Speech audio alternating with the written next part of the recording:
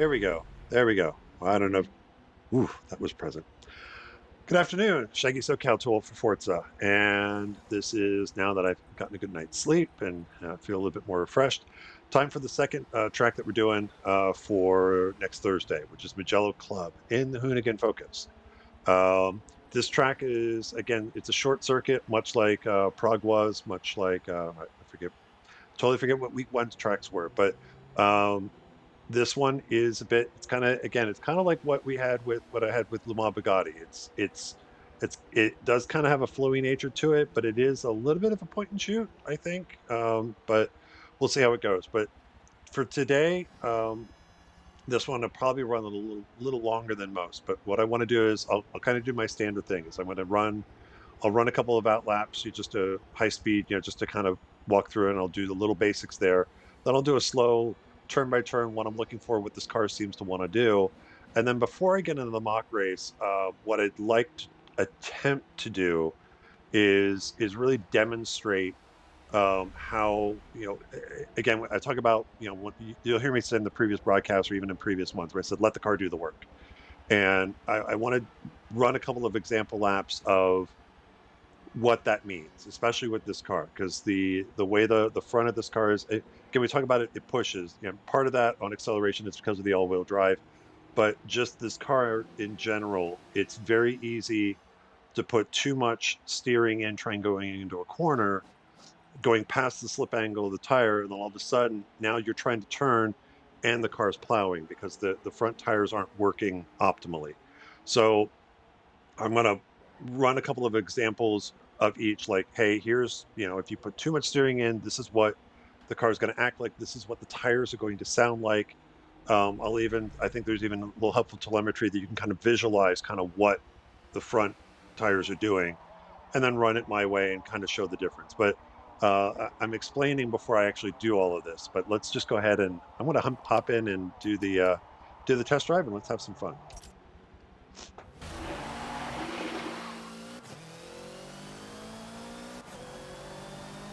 All right, so heading down the front stretch. Again, I usually just kind of like to bring the car to the right, then back to the left.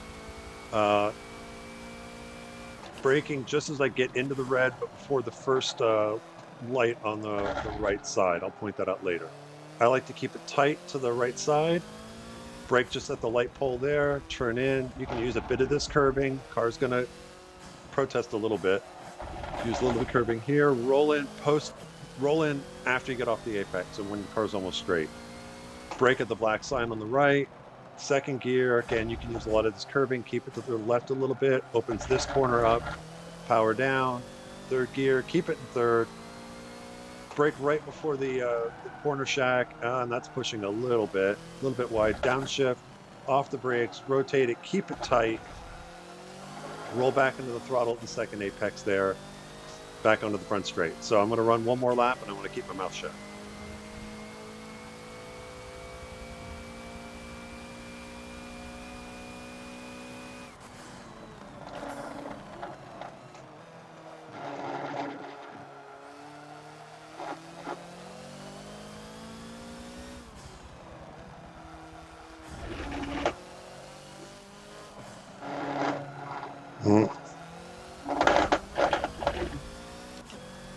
Just a little bit there. Sorry.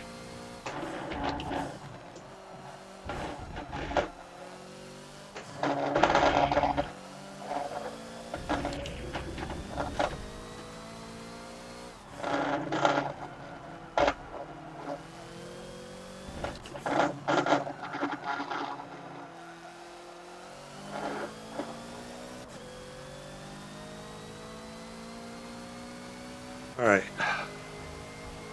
56.9. I think I can go a little quicker. But again, fourth gear, I doubt any of us are going to get to fifth. So coming down here to turn one, there's usually, what I'm finding is where the brake line starts. If you can just look, all right, let me stop the car here. Okay, so if you look to the right, just about midway between the rearview mirror and I should actually be doing this because it's reversed. Between the rearview mirror and where the lap number and the race timer like that is, you're going to see that light pole. I'm kind of looking for that coming down the front stretch because that's usually about where, if I've gotten a good run out of the last turn, where the braking line's turning, just about turning red, is just before that pole. So it's kind of like I can get into the red a little bit, but you know, it's kind of a timing thing. I'm not waiting for that pole to go out of view to hit the brakes. I want to try and do it right before it. So probably I'll try and pay attention to it a little bit more. Again, I do it kind of by feel a little bit, but it might be as it's getting to about here is when I'm really committing to the brakes. Um, Again, this one's going to be tough for me to get into rhythm on, only because this corner, I've really got to get on the binders and get the car slowed down. Again, we've talked about it before where, yeah, we've got race brakes, we can adjust the pressures, but it just, these brakes don't seem to grab quite as well as, say, what we had in the Bentley in the previous season. So now there's two schools of thought for how you want to brake into the corner. You can, if you want to follow the braking line and brake in a straight line to the corner, then release the brakes and then turn in and follow that line, that's fine. I think usually my habit, especially from racing the AI a lot, is I'll actually diamond this a little bit where my braking, instead of it being straight down this way, it's gonna point towards the inside curbing where it starts there. So I'll probably brake that way in. It kind of helps, if we talk about the Pruitt fade, it is kind of, if I commit to that line and that's where I'm braking, it kind of helps protect the inside versus if I stay straight parallel, that might open somebody up to try and take a lunge in. But again, I don't think there's a right or wrong way to do that. It's just, again, but conversely, I'm not going to take this angled braking line if I know somebody's right alongside of me. So if I've had a bad exit and someone's right there next to me, yeah, I'm not gonna try and shove them off to the inside. I'll have to stay wide. But regardless, then again, if I'm on the inside, I'm going to be down into second gear. The car might push a little bit here and come off the curbing if I take that inside line, but I'm going to just, I'm going to keep the same amount of steering angle here and just kind of let, off the throttle, let the front grip up a little bit, might roll into the throttle. That's what we'll be talking about a little bit later as far as finding that balance point on the what is the physics term? The coefficient of friction of the front tires. You want to find the edge. You want to have those front tires at the edge of adhesion, but you really don't want to go past that. Because once you start going past that, then, well, we'll demo that later. But again, I want to keep the car to the ends. Try to keep the car to the inside. Now, the braking line treats this as like a traditional hairpin, where it's you're going to be wide in to the apex and you're going to go out wide to the left. But this is such a short uphill climb to this next left right hander. I always find it's better to kind of try to keep it to the inside. If I've gone too quick and I drift out a little bit, maybe to half track or mid track. But I like really just coming up the hill here, having the car on the right side, because then this uphill part, the weight shift kind of recenters up, and the car's ready to take these next couple of corners. Because if you follow that line there, you're going way wide, you're turning the right, so the weight's on the right, and you got to bring the car back across. And then all of a sudden, that weight that's been mostly on the right side, now you're coming up to a left-hander. Now that weight's going to have to go transfer all the way in the other side. So it's making the car do this a lot. If you can find ways to minimize that, that'll actually help the car bounce through the corners. Braking for, and I've gone a little too quick. Braking for me, braking for this left-right combo. I'm using, again, the light pole that's right between the rearview mirror and the lap counter.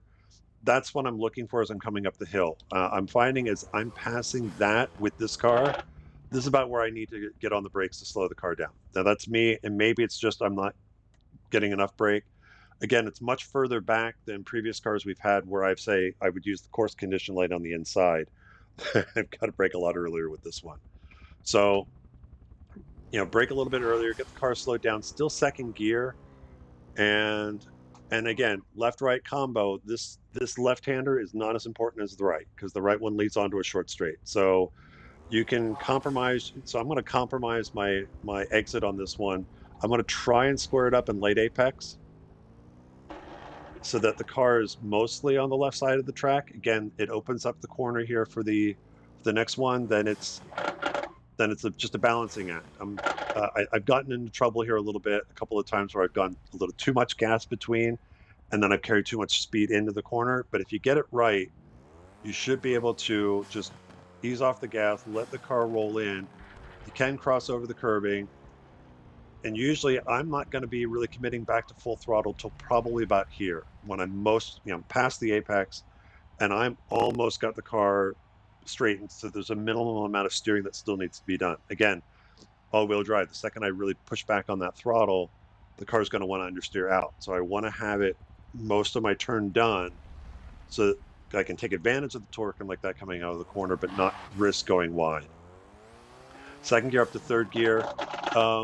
Little brief thing about the curbings. The curbing here at Mugello is it will punish you a little bit. So I would say try and keep it neat and tidy where you can. A lot of areas where I'm telling you to cross over, that you can cross over the curbs. It's kind of like Prague last week, where I said there was that one curb that if you're going to cross over it, really commit to crossing over it and get, fully on it. Because if you just scrape it or touch it, it's going to unsettle the car. Most of the curbs at Mugello are this way. So if you find that you just get your left sides off on this curbing here, you're going to feel the car buck and it might mess up your upshift. Just be aware. But if you can keep it neat and tidy, that's great. Bring the car back across. Again, much earlier braking here than in previous cars. I'm actually braking, and I said it was a black sign because that's all I could see at speed. But that Mugello circuit, course condition sign, that's kind of what I'm looking for as I go down this straight. If I can't see the braking line, that I know as I'm getting close to that, that's probably about where I need to brake. And if I'm right on somebody's butt, if I don't think I've got a run into this corner, I'll back off anyway. I'll just lift a little early to give a little space going in. So again, brake, brake, brake, brake here. This, at first I thought this might be a third gear corner. I actually think second's going to work better. Again, it puts the car, puts the rev range up, so you get a little benefit of the gearing helping to slow the car down. It puts a little more weight on the front and it helps with turn in. I think second is going to be more comfortable for most of us. You can try it in third if you want on the entry, but second gear, again, this is where I'm going to try, much like the previous thing, I'm going to try and cut this as much as I can. And there's probably more than I'll end up cutting it, but then try and keep the car to the left half of the track. And again, it opens up this next corner. You're still in second. Roll it in. I'm going to try and get on the curbing here. After I come off, then roll up into third, full throttle down this last back short straightaway. All right, so last couple of corners. Third gear, this next one for me is a third gear corner. I'm going to brake just as I'm getting to the corner worker shack on the left side.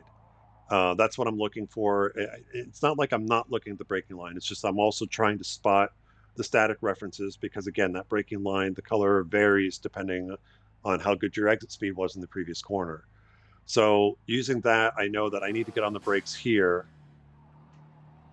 Now, I haven't really paid much attention to where I'm actually releasing it. I don't know how consistent it is, but it'll probably about where that green access road that I just passed, is probably if I'm getting my braking done, I'm going to release there. But I'm already trying to look at the apex of this next corner. Then I'm going to let off the throttle or let off the brakes, really not commit back to the throttle, but then try to cut this as much as I can and let the car come out to the left side and roll back into the throttle. Again, you'll probably notice that I won't be getting back to full throttle or really committing back to the throttle until after I'm off the curbing, off the apex, and mostly out of the corner. Again, understeering nature of the car. Third gear down here.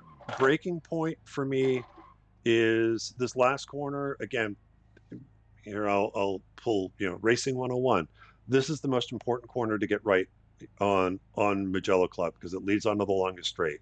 It's also one of those that I think that if you're trying to set up, for me, my philosophy with this car has always been, I'm not gonna outbrake somebody into a corner unless I've done the work setting up out of the previous corner to get up alongside to where, I'd rather be I'd rather be alongside somebody going into the braking where I can try and outbrake them than to be back behind them and try to lunge in.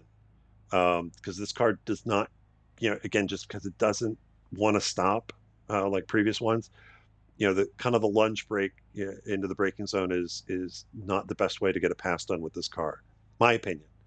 Um, so this is one where I would look for somebody to get it wrong and maybe push a little wide or get loose to where I can then, if I've got my car under control, I can set up the pass and then get the run out of the corner and hopefully be past them before turn one. But I'm braking right where the start of this curbing is on the left side.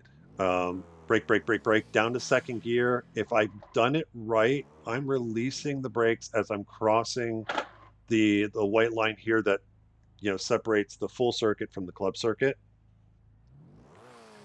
And then I'm going to start to roll the car into the corner. Now this one, my first apex, this is kind of the braking line kind of makes this out to be a double apex corner. Because you'll see that the braking line kind of first apexes where this access road meets the track, and that's usually I'm looking for that access road. And then you'll see that the braking line will go out a little bit and come back. For me with this car, I would just rather stay off the throttle a little bit longer and just kind of hug the inside and then get right along the inside of this uh, inside here. So instead of letting the car come back, go out and come back to the second apex, I'm just going to keep it and just kind of follow the track limits out of the corner. You can cross over the track limits here significantly. For me, I probably keep it neat and tidy as much as I can. And again, getting out of the corner, I probably won't commit back to the throttle until I'm most of the way back onto the front straightaway. So it might be about here or just before here that I'm really committing back to the throttle, because then I've got plenty of room, on the exit. If the car wants to understeer a bit, great. I've got plenty of track to work with on the exit, uh, to to keep the car on track. But I can't talk today. More coffee. But that's the slow lap of Mugello. Again, when I get back on the front straightaway, I'll probably start pointing the car back towards the kind of the inside to kind of try and straighten out the kink. Up to you. I don't know that one is any quicker than the other, and certainly traffic's going to dictate what you do there. But that is kind of like the demo lap here of Mugello. Now, what I want to do, I want to demonstrate tire. Kind of want to talk about when I say let the car do the work. I'm going to try and excuse me, phlegm. I want to try and kind of demonstrate that with what I'm talking about and why, not saying my way is quicker, but I think my way might be a little quicker. And actually, a lot of my philosophy as far as how I try to drive cars in Forza, how when I did the 3 days at not Mugello, at Willow Springs, kind of the philosophies they were teaching. And again, it's very intro philosophies, and it's also kind of based off of things from Jackie Stewart. It's just being very, very smooth, very gentle with your inputs. I mean, you still want to try and get the car on the edge, but you shouldn't. If you get the right feel, you should just be able to keep that car on the edge without really having to overdo things. So what I want to do is, just because I want to kind of do a fresh experiment here. Let me back out because I want to reset. I want to reset. I want to reset fuel and like that. So what I'm going to do is I'm going to drive a couple of laps. Now, what I've talked about in previous things is, I'm going to pause it here a second. I'm running for this Logitech wheel. I'm running 540 degrees of rotation. And what I've been finding is, as far as finding the edge of where that coefficient of friction or that slip angle that with the car, with as far as the front tires, when they really start to give up or they're hitting the edge, I'm really not putting more than 45 degrees into the wheel. And that's part of the reason why I put this yellow cable tie on the wheel, so you can actually, now that I have the wheel, you can actually just see how much I'm putting in on any given corner, and as far as steering angle. There's also, just over the years, I've really got my ears tuned also to listen to what the tires are doing, because Forza they've done a pretty good job of providing you at least the auditory sounds of, yeah, you're starting to get close to the slip angle or the maximum coefficient of friction. The tires are starting to complain, and now they're complaining a little bit more. You're really at the edge, and then you've gone completely over it because I blocked my face with my hands. So what I'm going to do is I'm going to do a couple of out laps where I will give it as honest run as I can. I'm going to purposely try and turn the wheel almost to 90 degrees, and I want you to listen to what the car is doing, listen to what the tires are doing, watch my inputs, and then we'll look at the lap times. I will, and Scout's honor, even though I wasn't a scout. I'm going to give an honest run as I can. I'm not going to try and rig this to say, "Ha, my way is better." But let's go ahead and do the demo here. And actually, the other thing I want to do is, because this is the other thing I thought about. So I'm at 100% fuel. Tires are perfectly good. So I'm going to run 2 flyers on this, and then we'll take note of where things are at.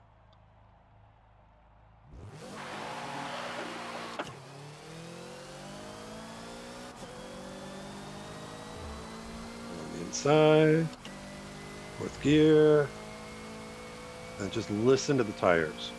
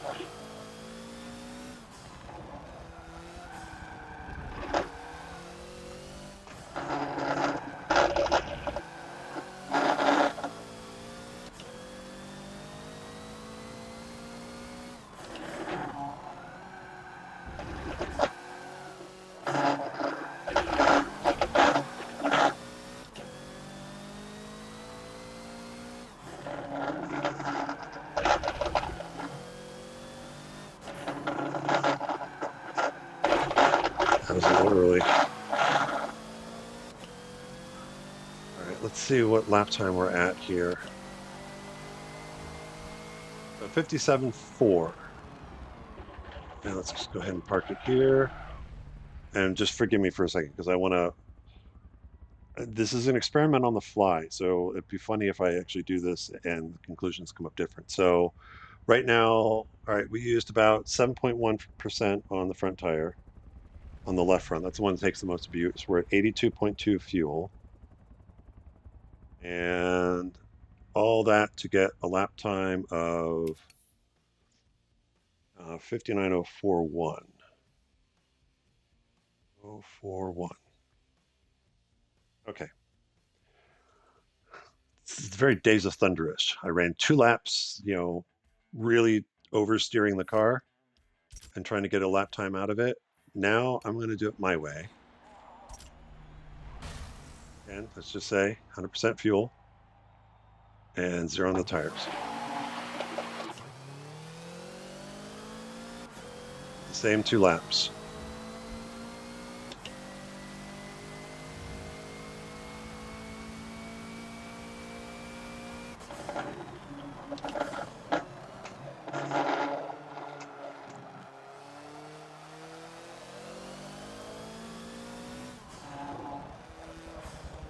A little early there. But again, that corner is not as important as this one.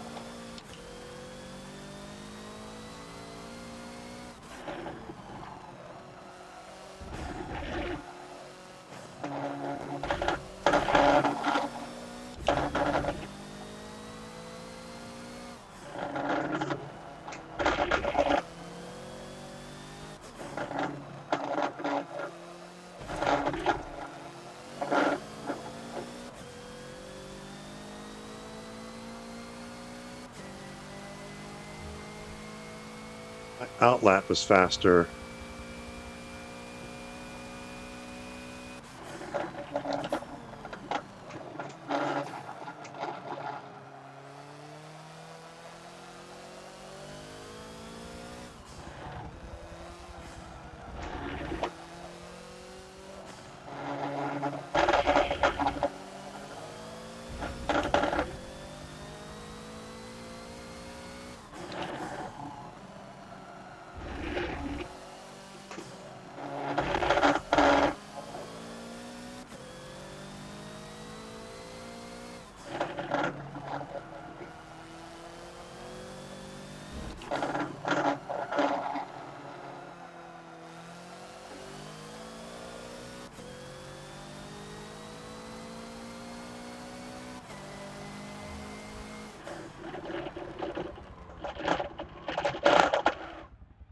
All right, so let's see. Okay, so now my way.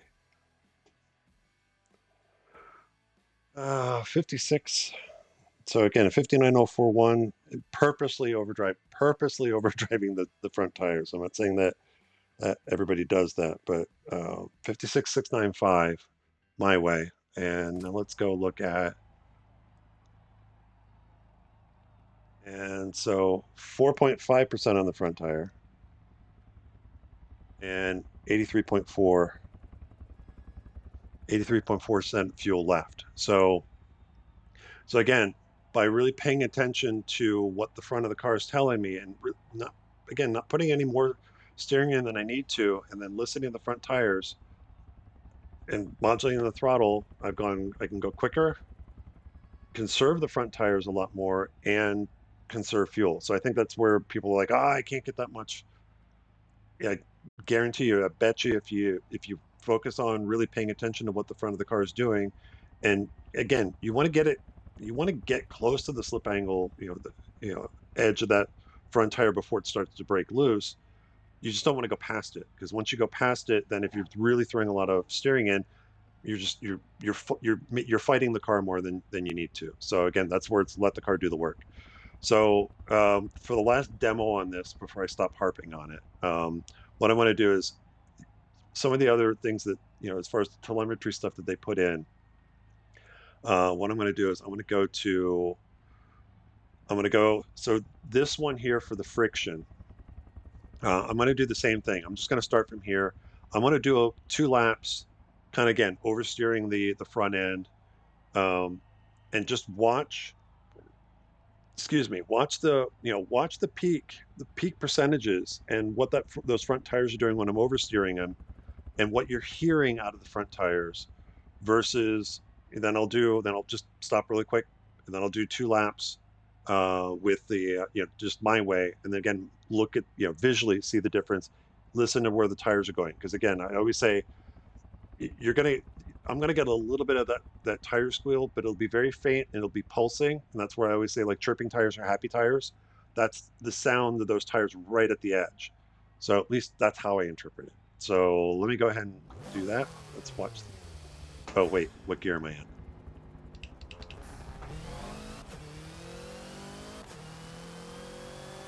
All right, so I'm in third gear.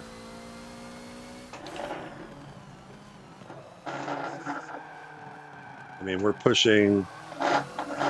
200%.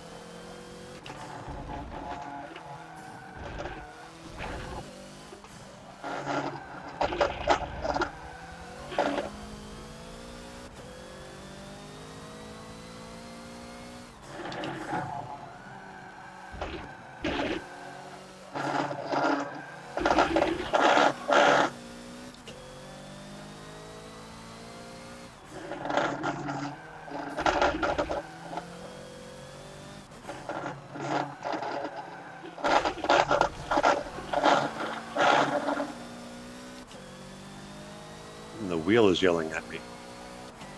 We'll do one more like this.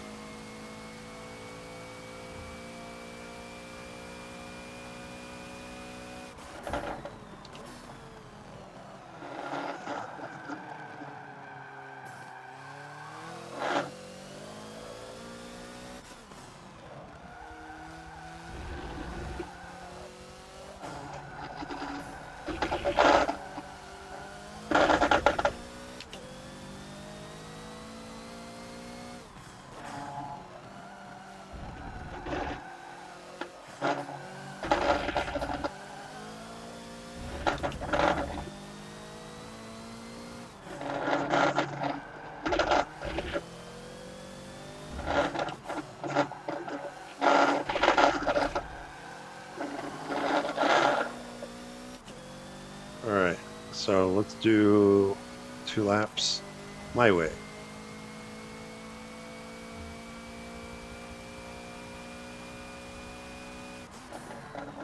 Sorry, I'm having flashbacks to Princess Bride with Andre the Giant. My way. My way is not very sportsmanlike. Oops, second gear. Come on.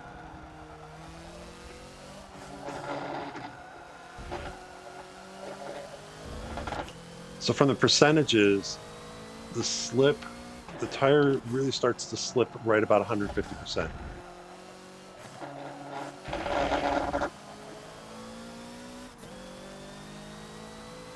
Where you'll start hearing the higher pitched chirping.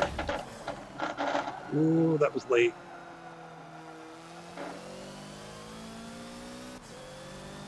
One more. And I'll be quiet this time. Just try and listen to the tires, and then go back and listen to the other laps and hear the difference.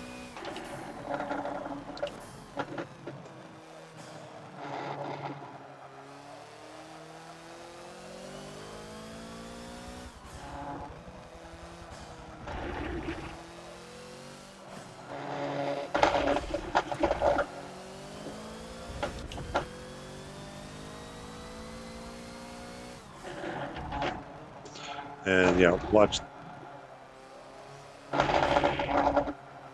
Sorry, watch the curving on entry if you got on the outside curving.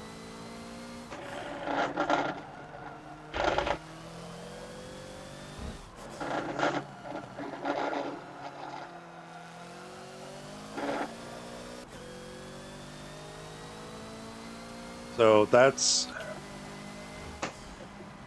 that's kind of, yeah, what, just something as you're practicing. And again, we've still got a few more weeks with this car. Um, that's just something I would just, as you're running your laps, listen to what your tires are doing. If you're finding trouble, like when we're in the race or in practice, if you're finding you're having trouble hearing what your car is doing, obviously, on your headsets or like that, whatever you need to do to adjust game volume versus chat volume so that you can hear the car better. One of the other things you can do is you can go into your options. And I wish there was a few more subtlety with it. You've got your master game volume, but you know, this is where I wish, I could say, hey, we've got tire volume. I would love to lower the engine noise, as far as what you're hearing in the car, but turn up your tire volume relative uh, to the other adjustments. Maybe that'll help you hear what the fronts are doing a little bit easier. Um, but if you can get into your practice as you're getting up to speed, you know, experiment. A lot of times, the nice thing about the video game is a lot of times it's like, yeah, go ahead and drive like a complete knob and really over stress the front so that you know where that's at. We can afford to push the car beyond its limits. What's the worst that happens? We hit the rewind button or we restart the session. We don't have to pay for crash damage. So, but I would say if you can figure that out and get smoother with your inputs, and just again, as I say, let the car do the work. It's get the car settled. It's going to tell you this, and I guess is the other thing I'm telling you is it's will very clearly tell you when you're trying to make it do something it doesn't want to do. So that's enough on that lesson there. Hopefully that helps some of you guys. If you're struggling to find the balance of the car, maybe that helps you find it, or at least find it a little easier. But I'm going to go ahead and finish the test drive. And we're going to go back to regularly scheduled programming. So I'm going to do the mock race. Based off times, again, I have no idea how many laps this race is going to go. I'm kind of guesstimating 36, and that's probably a lap or two too many because we are, I think with this car, I think these races, even though they're the sprint races, we're going to have to pit twice.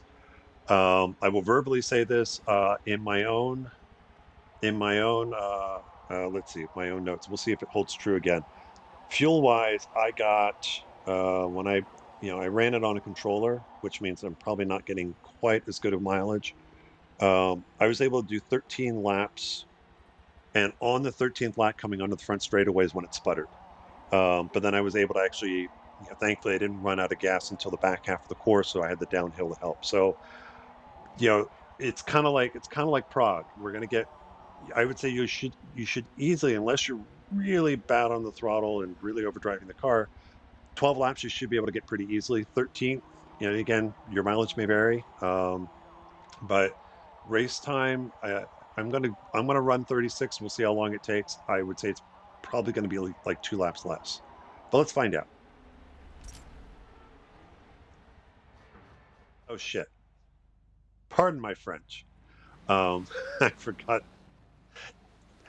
to turn quick stops back on. So as soon as I get released, I will reset this because I want the AI to do quick stops. Otherwise, if you're not bored already with me, you'll get really bored just watching me hot lap for an hour, so or half an hour. So just bear with me a second. We'll set this for a minute, which will be funny because I'll actually get an idea of, uh, in theory, much like Prague, I'll probably be released just as Group 1 gets to the front straightaway.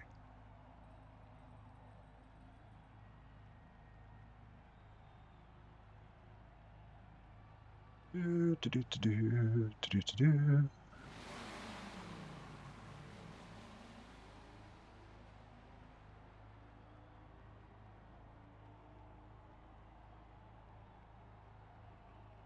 7, 6, 5. Oh, don't run into me. Don't run into me.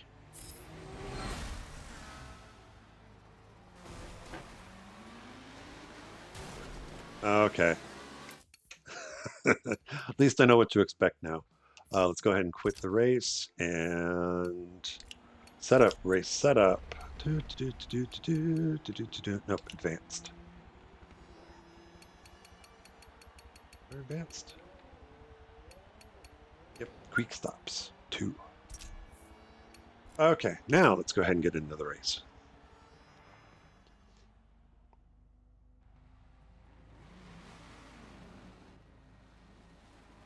Yeah, you get a good shot of the Damascus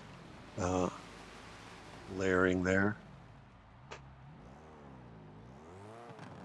So I will say, I think of all the liveries I've seen this season, Rodeo always does a bang up job doing liveries for you guys. Though I got to say, Nate's this year is actually pretty good. I've looked at them like, wow, that's really nice. So I don't know how he does it. This one for me was one of the most hardest ones for me to get right, as far as the striping and then getting the overlays. So mad respect for the painters out there that can do the really wild liveries here.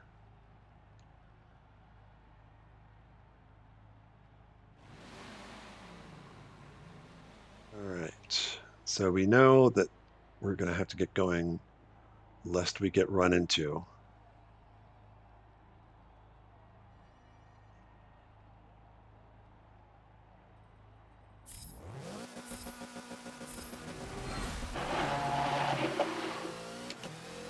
Now, I didn't really talk about it, but pit entry here from Mugello is going to be very, very tricky because pit entry is on the racing line for the final corner. Oh, the cold tire's going wide. Excuse me.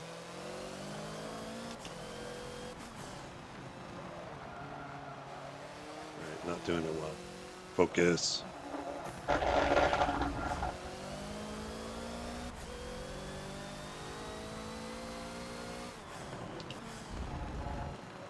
And you can see I just got on the curbing there, and the wheel kind of pulled to the right.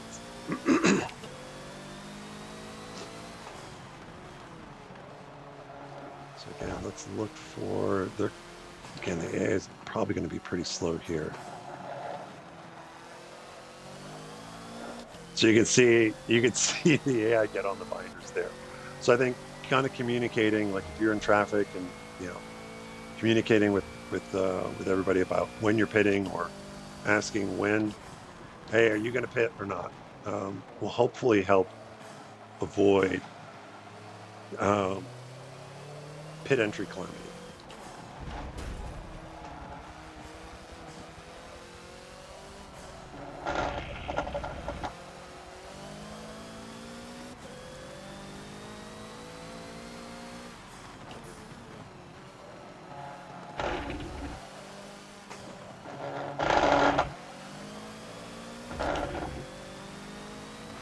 take a look.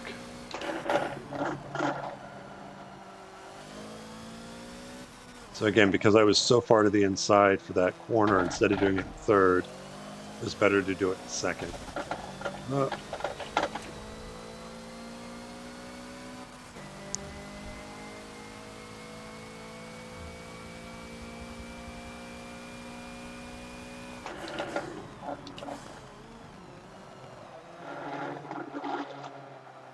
bit wide.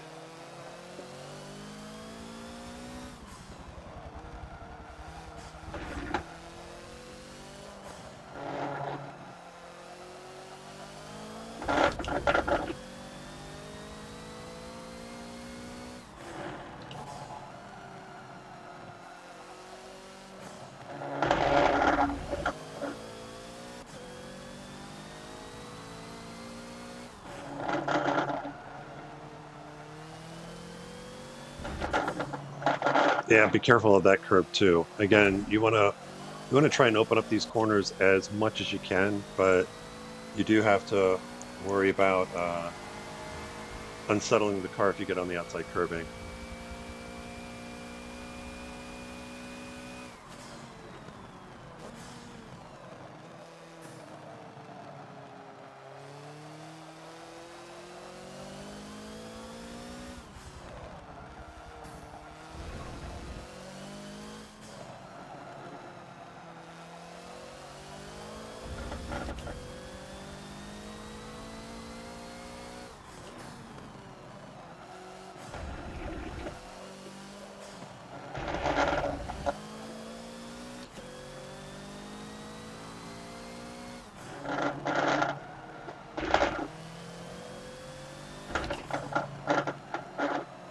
I think, and I could be wrong on this, but again, like for me back in bucket 6, as far back as I'll be starting, I think the opening stint's going to be the hardest one on fuel as far as how much you'll use, because unless I'm wrong, Forza won't start taking fuel out of the car until it releases you from the pits, which then you're already a good chunk of the way up the front straightaway. So you're not losing fuel on pit road, either getting onto pit road or exiting.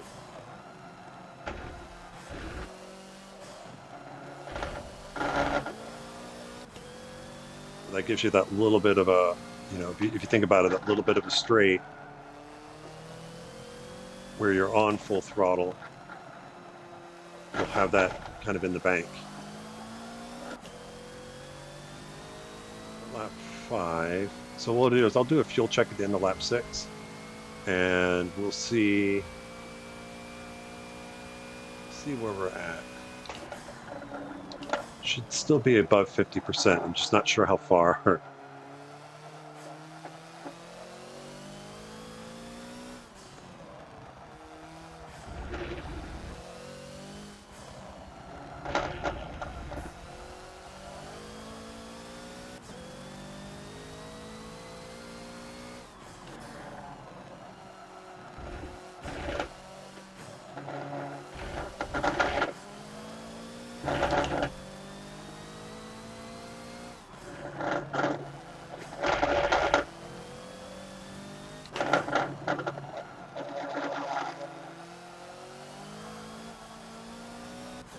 Committed back a little too early. Had to back out just enough to keep from going off.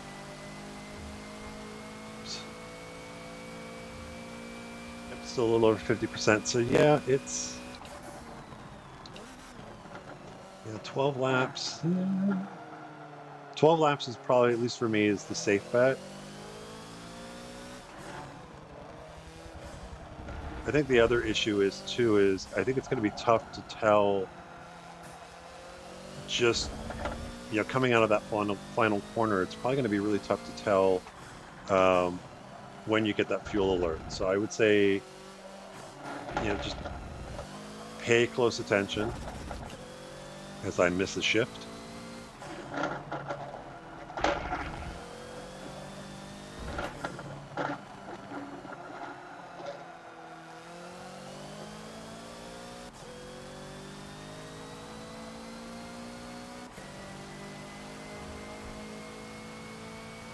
But in your own practice, if you're not practicing on, I would say for any of these tracks, I would say, just go out and say, all right, I'm just gonna run laps, get into a rhythm, and run laps until I run out of fuel, and then figure, okay, flat out with nobody holding me up and nobody that I have to check up in traffic. If you know when the car's going to run out of fuel, then you can use that to kind of base your pit strategy, knowing that you get caught up in traffic and you have to check up a little bit, or really feather the throttle. You'll probably save a little bit of fuel. Again, I found that out. Like, oh, again, oh yeah. The other thing, pay attention to how many laps are actually in the race and not what you think you see. Because I was Brands Hatch thought it was 26 laps. It was only 24, so I had no reason to do a 10-lap fuel save. Though it was nice that I could do it. It didn't help me. So yeah, then I went all try hard at Prague.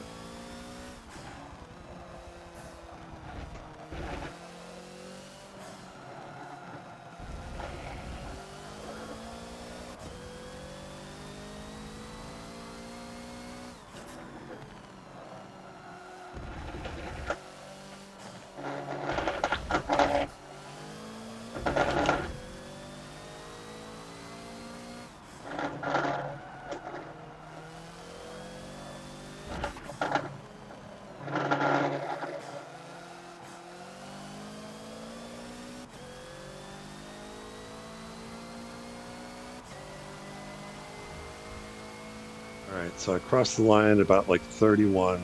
Let's say 31.6.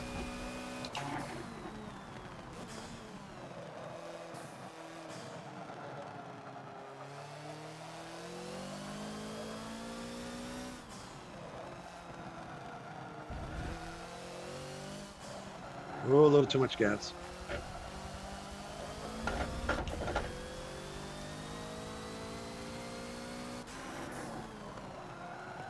Actually, looks like I can break a little bit past that course condition sign.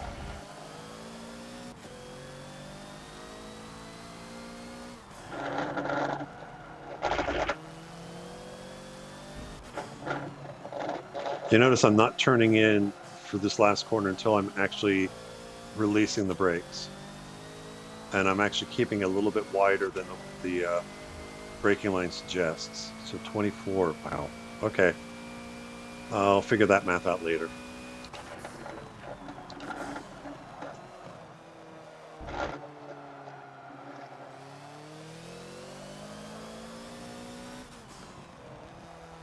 I'm going to see if I can go 13 laps.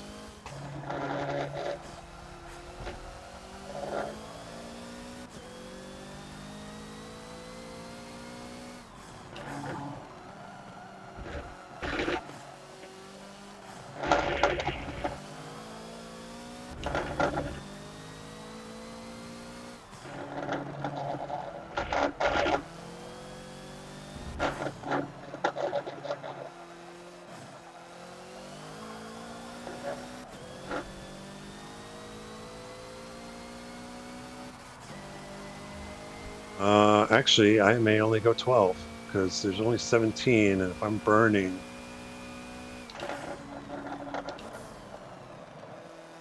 be close. I think I'm going to have to pit here.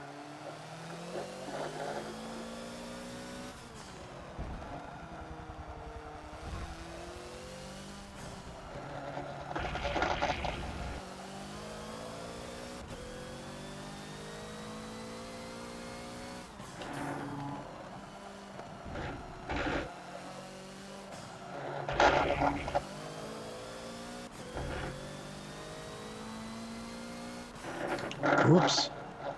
All right, let's see if... Oh, no, I can go 13. All right.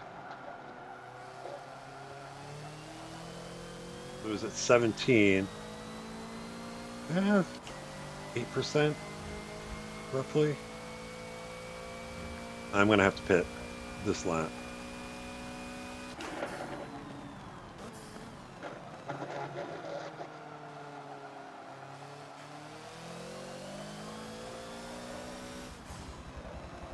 which is good because I'm, of course, it's right when I'm getting to the fun stuff and getting into traffic. But oh, got a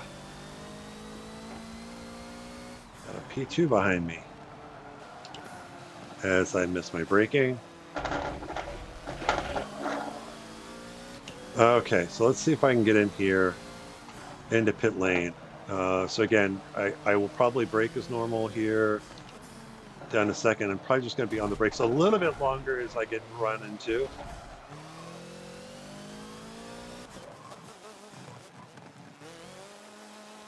Well, that really wasn't a good demonstration of an in-lap, but that's the thing you just got to worry about. Like if you got somebody close behind you and they don't know you're going to pit, yeah, we can probably work this out in practice during the week as far as, is it best if you are going to pit to be make rules saying if you're going to pit on your in-lap, you need to bring the car back over to the, you need to bring the car back over to the right as soon as possible. Again, exit here, just stay to the right until you get clear of the white line, but I would just say keep it all the way to the inside of the corner. Then a second gear.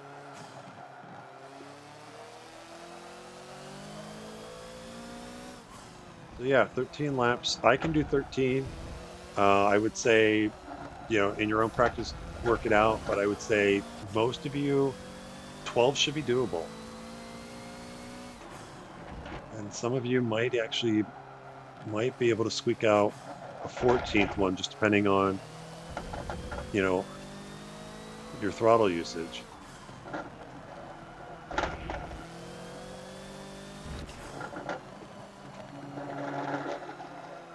A little bit pushing wide. I turned in a little too early there.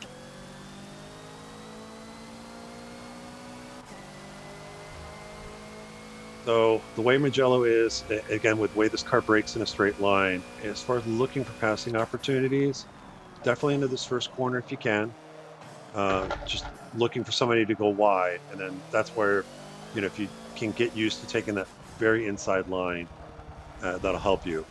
Again, I would look to try to get on the inside of somebody coming out of this corner. We'll see if I can set that up with the AI, though these cars are so equal. Once you get back on the power, it'd probably be difficult to get past somebody unless they majorly go off.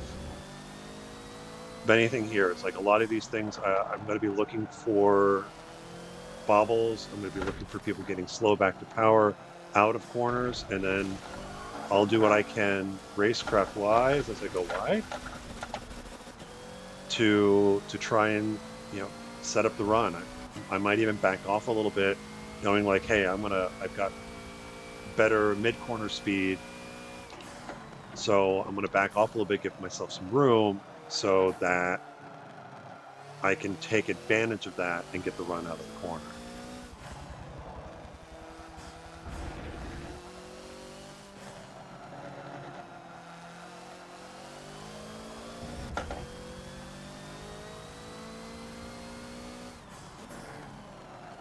I'm braking a lot later there than I talked about the track guide, but you guys are smart cookies, you'll figure it out.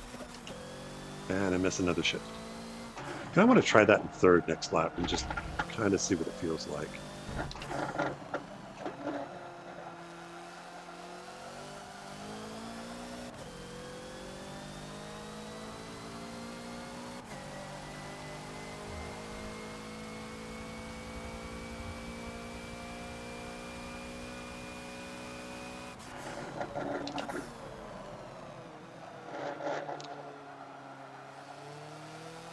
Again, there's that slightly different braking line that I take as I get my wheels on the outside and pitch the car sideways. All right, let's try this in third this time.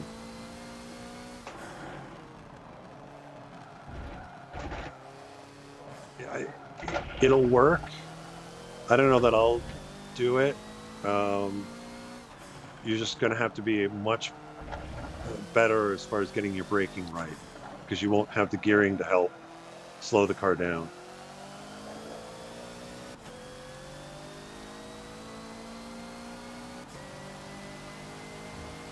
I'm going to go left.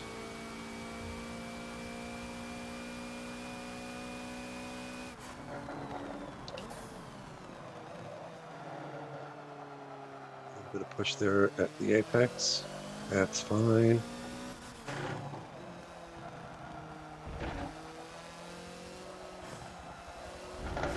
A little bit too early on the turn in, or just a little too slow, and the front's really pulled the car into the corner.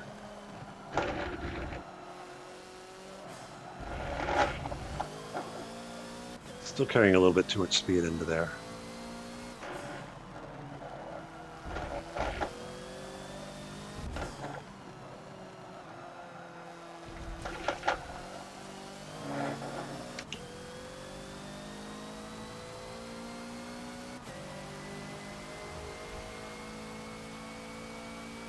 That's it. 13, 13, 26 is what I'm looking to do. Up fifth gear.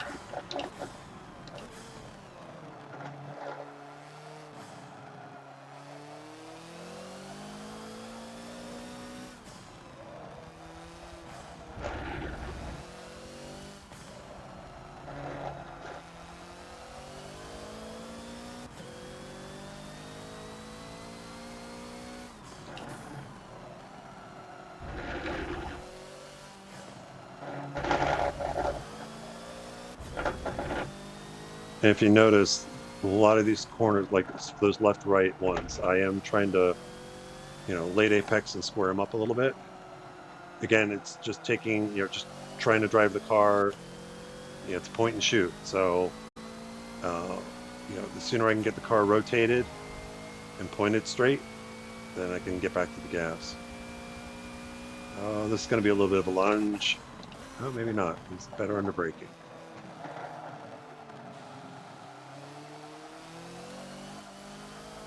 I can set him up out of this next corner. Probably a little too far back here, but yeah, too far back. I'll probably right on this bumper heading down to the last turn because he's got that Lambo in front of him.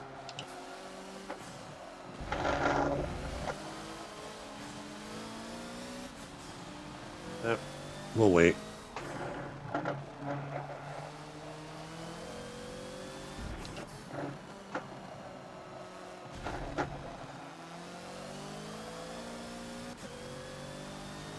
I got the Ford behind me, so I need to make sure I get those passes done.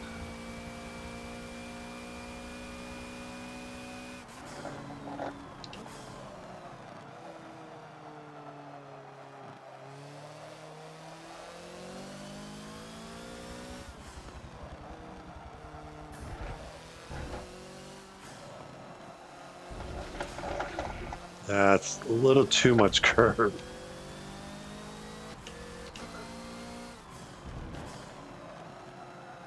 Yeah, that outside curving is just treacherous.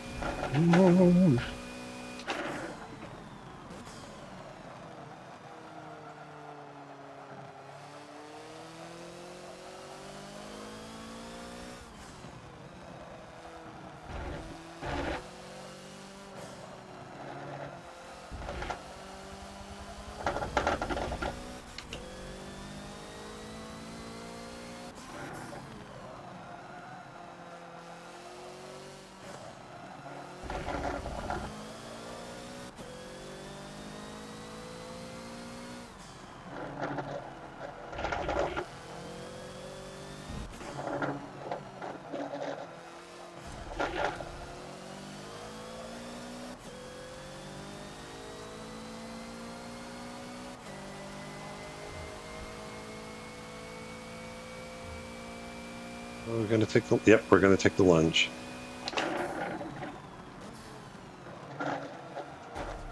Ooh, it's going to fight me on the outside.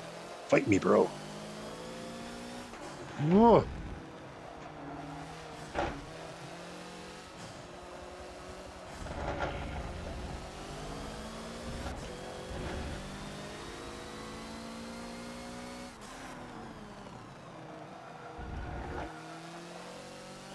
Definitely, you know, way on the inside. Definitely, if you're going to make a pass into that corner on the inside, get it down to second. Look, as I put it in the second in a corner that should be third. This is second gear. You can see how much of the inside of that corner you can use over the track limits there.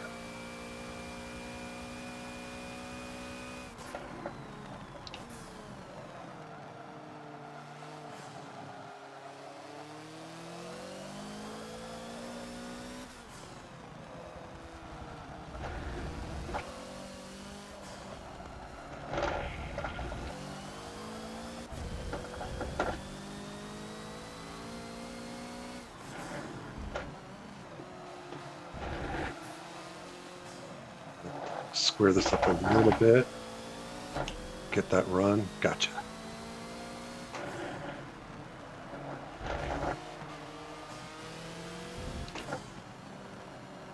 In the pits? No, you're not. Okay.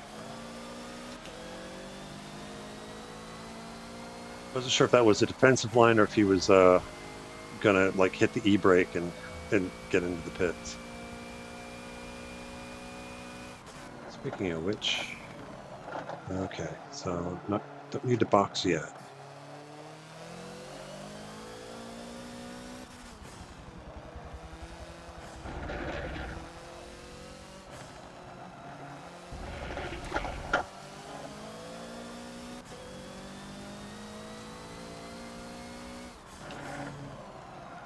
It's a little late.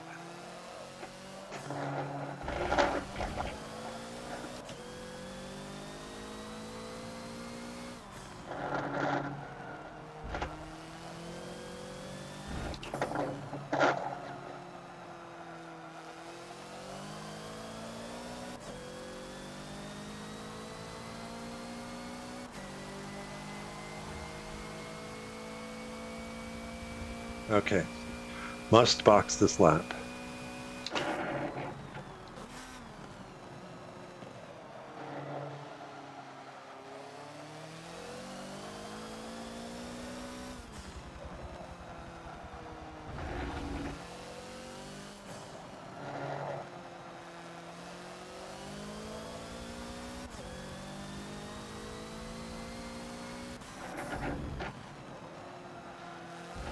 Got Radical behind me.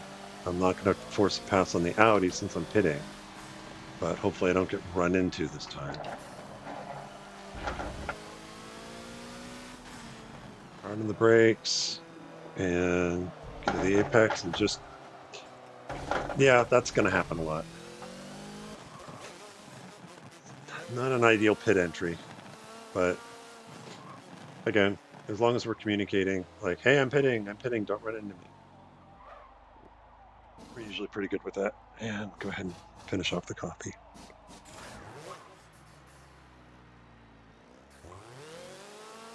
Okay. Release you out. Up to second gear.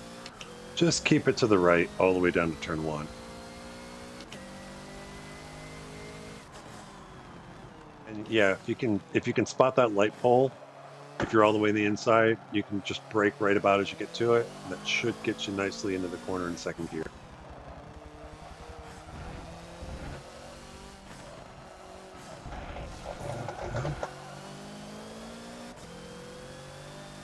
The 20th. Little pushing a little bit. And again, you notice when the other thing, as far as kind of going back to the tire scrub thing and the slip angle, you notice when the car is pushing, I'm really not putting any more steering in. I'm just kind of letting the car, like, it's already pushing. Throwing more wheel lock in isn't going to help matters. At best, yeah, it might slow the car down a little bit more, but then all of a sudden, when the tires grip up, you know, you've got a much greater steering angle in, and then the front end's going to lurch on you once they grip. So usually, if I find the car's just pushing a little bit, I just stay off the gas just that little bit longer. Don't change the steering angle, And then when I feel the front end start to grip back up, then I know I can start working with it. So here, see, it's gotten a little loose. It just let the tires re-grip back up on their own.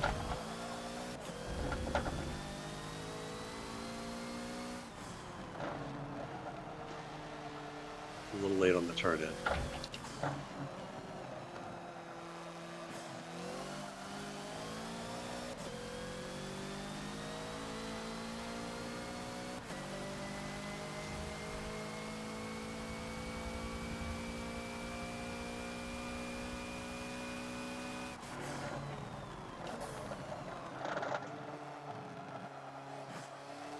I'm starting to realize that the rumble this wheel makes late in the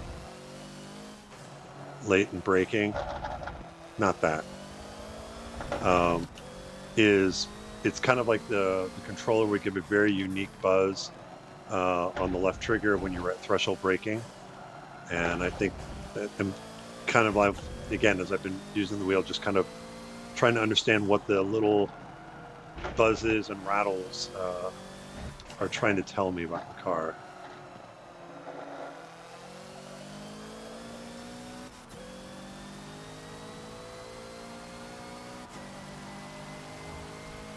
Okay, let's cut left.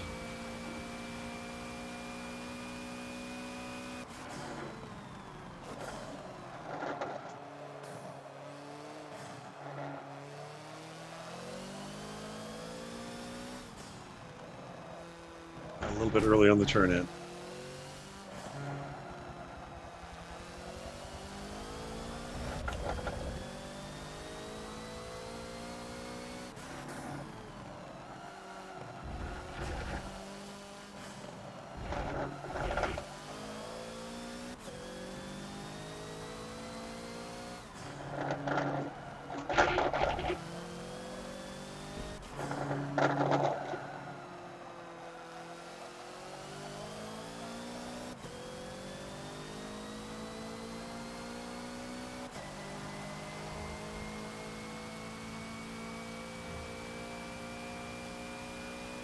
Taking the lunge. He's still going to be there a bit. Yep.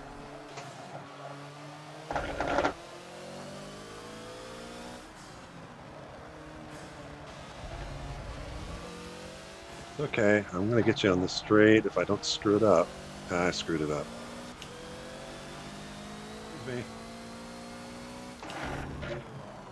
And as I get on the curbing,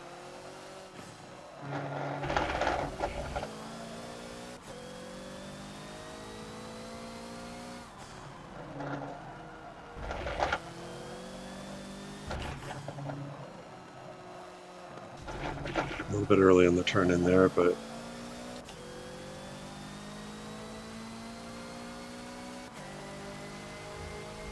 a question of how much pace do I have and who still has to pit.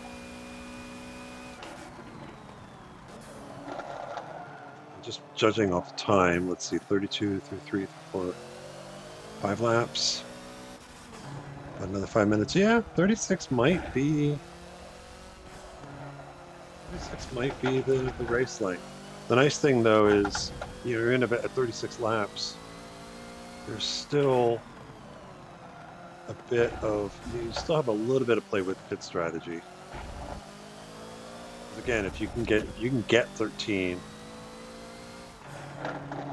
on a fuel run, you know, then that means that you could do on a 2-stop, you could do a max of 39 laps over the course of a race. So that might give you a little bit of a play.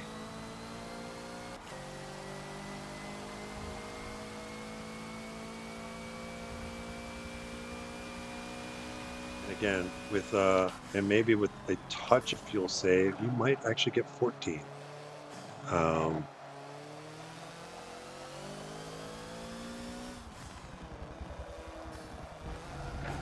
Ooh, that was a little bit too much curb.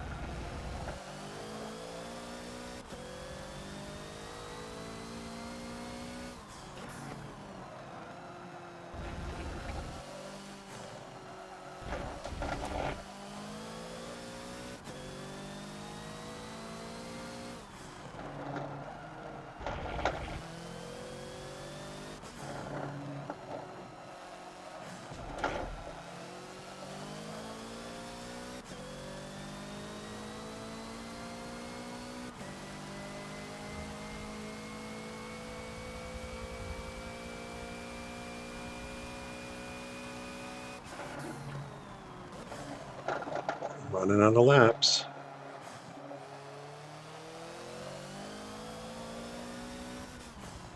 Figured I wasn't going to catch the P2s. That front straightaways, would have such an advantage there. But I guess the pace isn't that much quicker than the rest of the AI. Or maybe I'm just that much slower.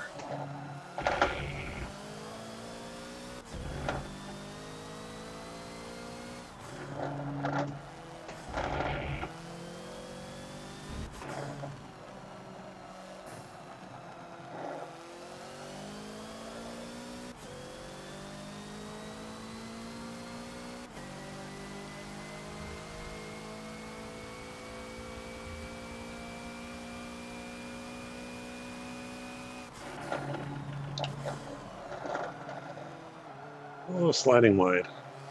Didn't get the braking done right.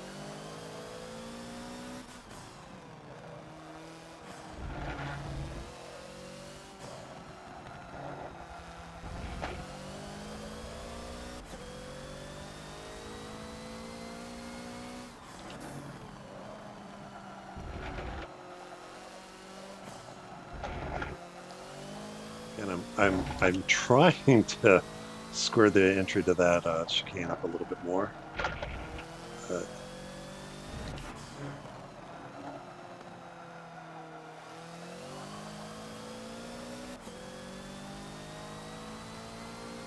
All right, last lap. Yep. Let's see if I can get 11th place here on the last lap. And again, overcooking it into the corner, trying too hard. But again, I'm still not putting more steering in than I have been. I just kind of like, yep, I blew it. Let's just deal with it, gather it up. Like I just blew it there too. Pushed a little wide.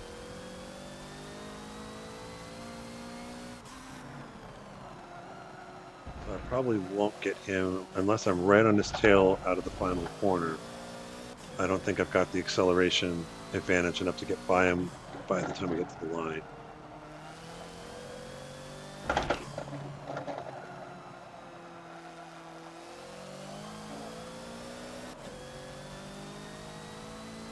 So yeah, 36 laps. It might be 35. Again, it's like I have my own way that I try to figure out how many laps the race is going to be. But again, so 36 laps. Excuse me, that was rude. Took a little over 36 minutes. So it's probably, if you practice that race length, that's probably pretty close to what we'll run. I don't think it'll be more than 36. So it might be 34, 35. Actually, given the fuel consumption, actually lowering the lap count down a little bit actually might be beneficial, because then fewer laps, we still have to do 2 stops, because there's no way you can do, even if it's, let's say it was 34 laps, you cut that in half, that's what, 15, 16, 17 laps there. You still, no way any of us can do 17 laps and do it in one stop. So maybe a 34 lap race, and that'll actually give us a little more flexibility in the pit windows. But we'll see what Matt comes up with. But that's Mugello. I'm probably, just for kicks and giggles later on, I might just fire up another, take a quick break, fire up another stream, and just run the Bugatti race again, because I do want to try, and I think it's still going to be 18 to 20 laps, but I actually want to run a 21 lapper with proper quick stop setup, so that I can actually have a race and kind of simulate it, and then we can guess from there. But that is Mugello Club in the Hoonigan Focus in all its understeery gloriousness. Hope you guys have a great rest of the weekend. Hope you enjoy the big game. Actually, can I say Super Bowl and not get pinged by the NFL? I think I can, since I'm not selling anything. But anyhow, hope you guys have a great weekend. Hope to see you on track during practice on Tuesday. Otherwise, we'll see you Thursday, and happy racing.